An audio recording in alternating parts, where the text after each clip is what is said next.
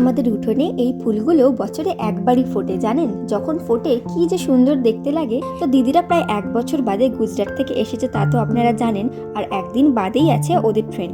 আর এবারে আমিও যাচ্ছি ওদের সাথে গুজরাটে কটা দিন কাটাতে। তো যাই হোক, এই দিন বিকেলে দিদুভাই দাদুভাইকে নিয়ে আমরা সবাই মিলে বেরিয়ে পড়েছিলাম। আমাদের বাড়ি থেকে একটু দূরেই একটা খুব সুন্দর মন্দির হয়েছে। আগে কয়েকবার আমি গিয়েছি, এইবার দিদিদের সাথে দিদুভাই দাদুভাইকেও ভাবলাম ঘুরিয়ে নিয়ে আসি। মন্দিরটা যেহেতু নদীর কাছেই, তাই সন্ধে হয়ে যাবে বলে আগে আমরা একটু নদীর ধারে বসে গল্প করে সন্ধে নাগাদ মন্দিরে ঢুকলাম। এটা শিব ঠাকুরের মন্দির, আর দেখতেই পাচ্ছেন মন্দিরটা কত সুন্দর। আর্কিটেকচারটা বেশ অন্যরকম।